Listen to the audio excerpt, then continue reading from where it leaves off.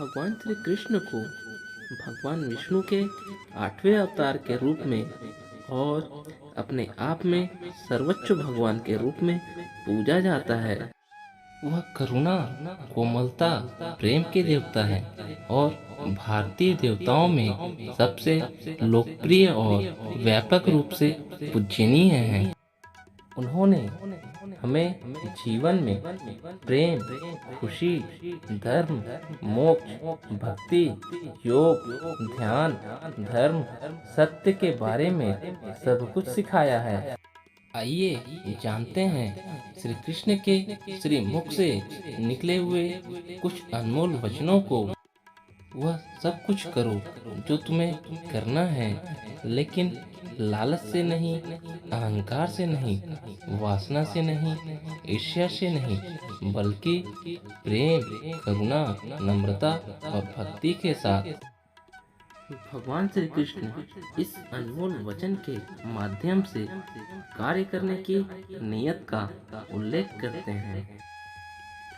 जब किसी भी कार्य करने में अगर लालच होगा, बेईमानी होगी, जलन होगी, तो वो काम ना तो सही होगा और ना ही उसके परिणाम फलदायी होंगे।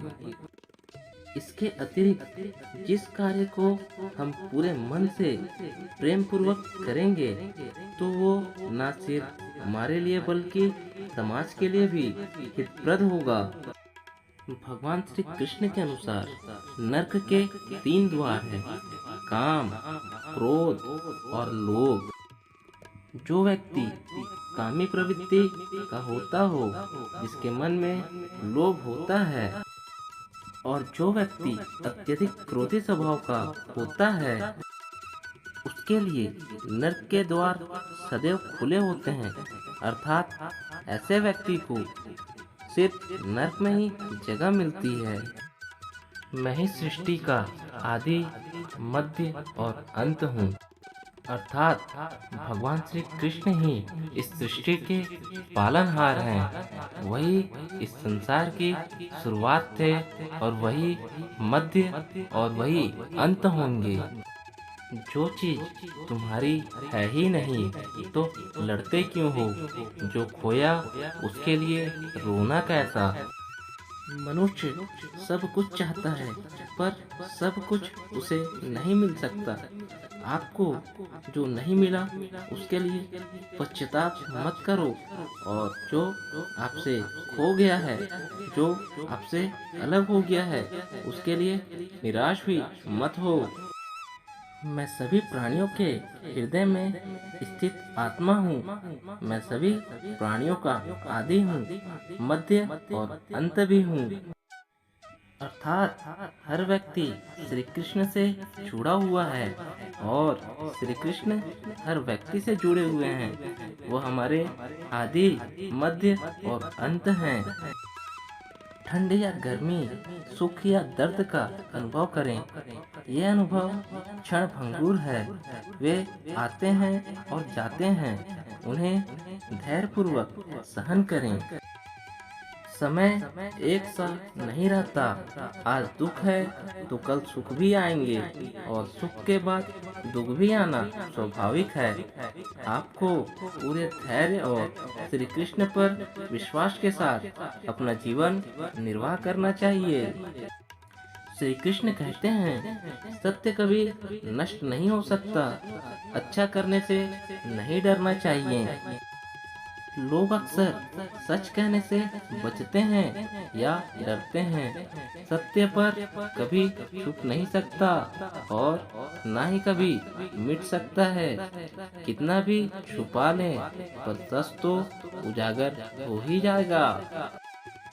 इसीलिए जो बात सच पर आधारित हो, उसे करने या कहने और मानने से कभी नहीं डरना चाहिए। इस शरीर का मोह मत करो। यह तो माटी है, माटी में मिल जाएगा। अमर तो आत्मा है, जो परमात्मा में मिल जाएगी। लोग अपने शरीर को सुंदर बनाने में लगे रहते हैं, पर आत्मा की सुंदरता शरीर की सुंदरता से कहीं ज्यादा महत्वपूर्ण है। शरीर तो नश्वर है, मिट्टी ही तो है, तो मिट्टी में ही मिल जाता है, पर आत्मा अमर है। इसीलिए आत्मा की सुंदरता पर ध्यान दो। आत्मा की सुंदरता अपने को श्री कृष्ण में लीन करने से मिलती है। जो हुआ अच्छा हुआ, जो होता है अच्छे के लिए होता है। कभी कभी विपरीत परिस्थितियाँ हमारी वर्तमान स्थिति को अच्छा करने के लिए आती हैं। मन चंचल है, इसे सीमित करना कठिन है, लेकिन यह अभ्यास से वश में हो जाता है। मन के बहकावे में ना आ, मन को अपना दास बना ले। मन चंचल होता है, यह इधर उधर भागता है और किसी भी कार्य की एकाग्रता का दुश्मन है। लेकिन यदि यह व्यक्ति के वश में हो जाए तो इससे अच्छा मित्र कोई है ही नहीं। मन को एकाग्र करना जरूरी है, बस थोड़े से प्रयास और अभ्यास की जरूरत है।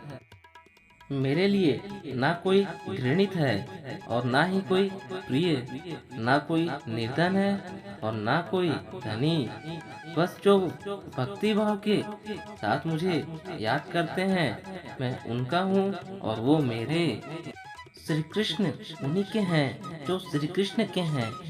भगवान तो बस प्रेम भक्ति के भूखे हैं।